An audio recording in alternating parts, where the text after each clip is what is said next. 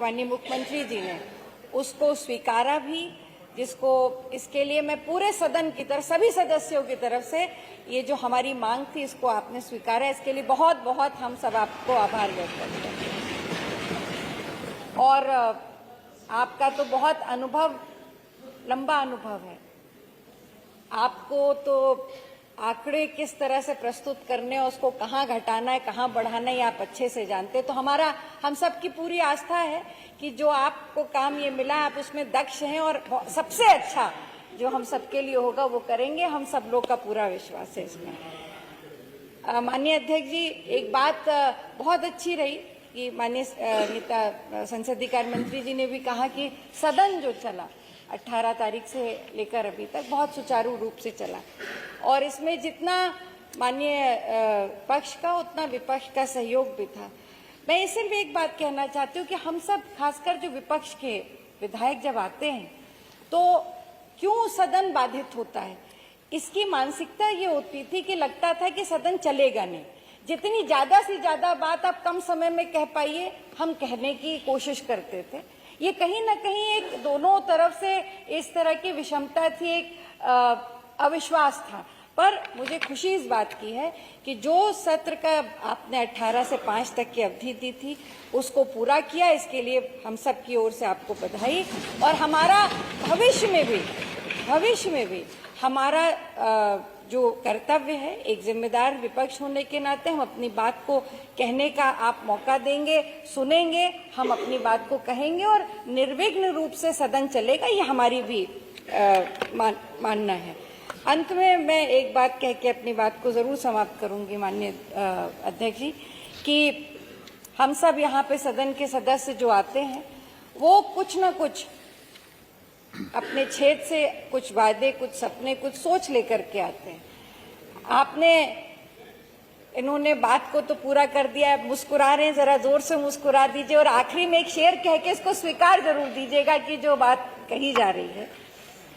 पर अब होली का मौका भी है, सबको शुभकामनाएं दे रहे, पर अब खाली खाली शुभकामनाएं मत दीजिए।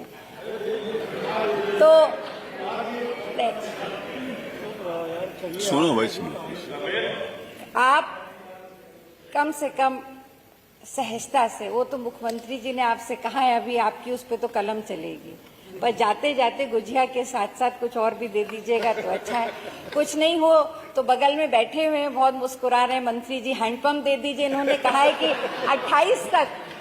2028 तक ये जल जीवन मिशन में काम चले। इनकी विषमता हम समझ सकते हैं, इसलिए क्योंकि देर से जब बजट आएगा तो कार्य में देर होगा, वो हम सब समझ रहे हैं। तो दो कुछ ना हो तो इन्हीं से दिलवा दीजिए, पूरी कर रहे हैं इनकी प्रशंसा। और अगर आप इसके लिए इनको मना लेंगे तो अच्छा है।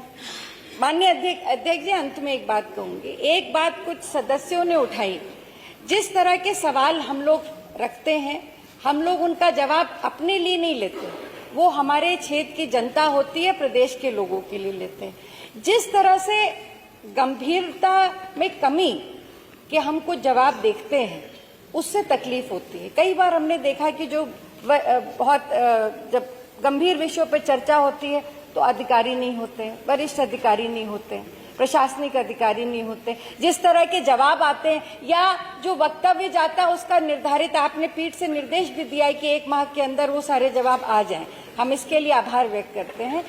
और एक सदस्य, अभी उधर बैठे सदस्य ने एक बात भी कही कि जिस तरह से उनके साथ व्यवहार किया जाता है जब वो किसी बड़े अधिकारी से मिलने जाते हैं, मान्यवर, ये सब आपने हमेशा संरक्षण दिया है और मुझे पूरा विश्वास है कि इन बातों का भी आप संज्ञान लेकर के उस पर सदस्यों का संरक्षण आप रखेंगे। अंत में मैं पुनः आपको बधाई देती हूँ, माननीय संसदीय कार्य मंत्री जी को कोटि कोटि बधाई देती हूँ, बहुत सहृदय बधाई देती हूँ, होली की शुभकामनाएं देती हूँ। माननीय प्रमुख सचिव विधानसभा, सचिवालय के सभी सदस्य, मार्शल्स और अधिकारी जो यहाँ बैठे हैं, हमारे पत्रकारगण जिन्होंने लगातार इसका कवरेज भी लगातार देते रहे हैं, और मैं अपनी क्षेत्र की जनता रामपुर खास को भी यहाँ से बहुत बहुत धन्यवाद देती हूँ।